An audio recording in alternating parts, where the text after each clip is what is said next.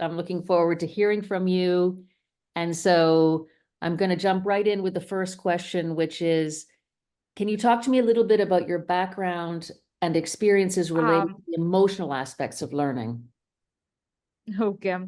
Sarah, actually, to start with, I'm a faculty in management and I have no connection with literature or something else. Perfect.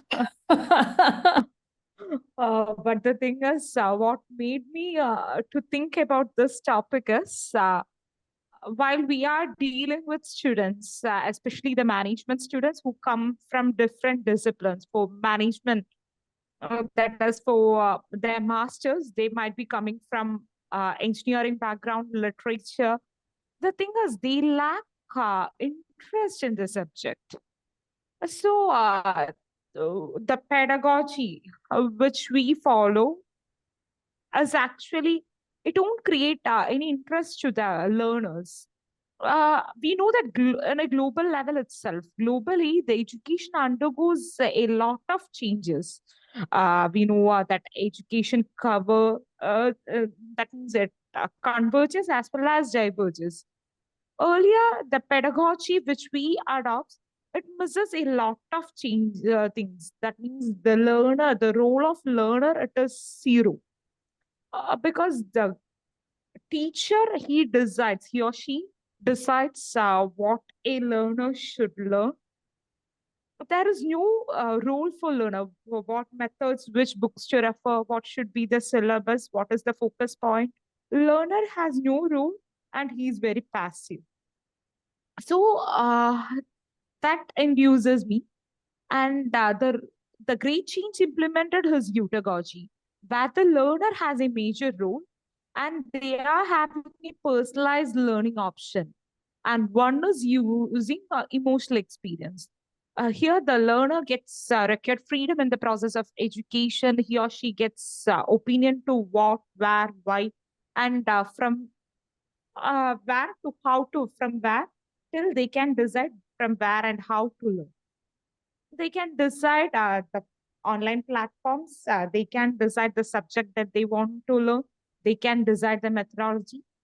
But the thing is, since my background is entirely different, there comes the rule. If they are connected to the subject, that means if they are having an emotional connection, I was just connecting with how emotions influence the way the learners absorb, retain, as well as apply their knowledge. Through my research as well as the teaching experience, I have observed that the emotional engagement can significantly influence the learning process. That means they will be having a deep connection to the materials, faculty, the subject. This guided me to write a chapter which connects, which is named as Pedagogy with Emotional Experience Breeds New Learning Design Practices, where I delve into pedagogical principles, then which emphasize learner autonomy. That was the most focus area because here the learner should have autonomy. Earlier, what there was a system pedagogy which we focus is simply system oriented. It has nothing to that means there is no choice for the learners. They are forced to learn what that is really forced one. It is a forceful learn. But while it comes to pedagogy, here a high level of themes could be covered if it is related with emotions. If they are emotionally, that's why I have incorporated a narrative technique which is known as Fable and Sushi. Uh, that I contributed with the help of my friend who is into literature. He only suggested me about this topic. Then I just connected it with uh, pedagogy and emotional experience. So I thought as a management educator, whichever discipline let it be, it will have a positive influence for both educators as well as the instructional designers. That means they will be able to create a more learning experience to the learners, and they should not take more effort because if they feel that they are into it, they are constructing it, and they have an emotional connectedness, they will work for it. Thank you. And First of all, I love that you come from a different discipline, because the broader the range of perspectives, the better, because it's something that affects actually every single one of us, whether as learner ourselves or as instructor or as instructional designer or whatever you fit in the system, it has a huge impact on everybody. So I love the idea that people from different disciplines are coming in to contribute. I think that's great. And then Thank you. just 2 seconds on that, because I had never heard of the and I don't know how to pronounce the other one, Fabula and Fabula and sushi. Sushi. Okay. One is Fabula and sushi. Actually, that is what I was telling. Actually, a friend of mine who created interest in literature.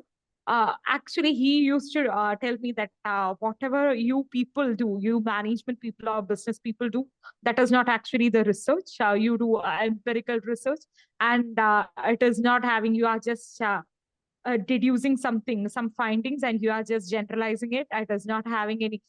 He always used to put blame on social science research, and from our interaction only, I came to this concept. It is a narrative technique. Actually, it can be used and from kindergarten, because always we are the people who love stories. Even for this faculty development program which I am attending right now, uh, they are using so much of stories, starting from mythology till the real life stories or from movies, just to inculcate interest among students.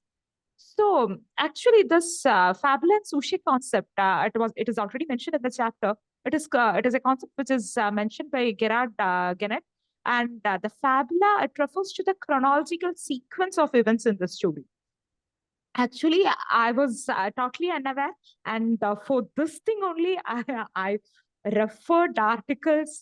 I have gone through some people who is good at literature.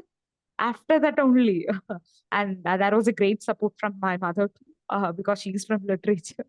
Actually, I got a lot of help from. I owe this to literature people because this is part of their game. Amazing. Amazing. Thank you. And so I have one last question, because yours is one of the chapters that provides a great theoretical part of the theoretical framework for understanding something about emotional experiences of learning. Can you tell me what you think readers could take and apply practically from your chapter? What's in it for them to apply? Yes, actually, the focus group which I focus is educators as well as the instructional designers, because they are creating the learning environment. They have to prioritize the emotional resonance by using the narrative techniques like Fabula and Sushi, so that it evoke curiosity and emotional connectedness. And moreover, we are in a world where there are a lot of assignments, projects, presentations. So encourage the learners to reflect their emotional responses and foster a personal connection to this particular material. So they will be able to connect it with their own experience, and it will be great. And they will not forget also. They even if they are coming with a real life challenge, they will be able to apply it in their real life context. Additionally, the pedagogic framework that can be used to develop self-directed learning modules, where the students can take control of their learning paths, but they should focus on how emotions influence decision making and motivation. That is there, because emotions always, it need not be positive, so they have to focus on it. So by integrating as well as recognizing the emotional elements, educators can facilitate more meaningful, long-lasting experiences that can engage the students both cognitively as well as emotionally, Great. and it will last longer for them. Great. Great. Thank you so much. I really appreciate that. That's perfect. All the best. Thanks, you too. Bye. Bye.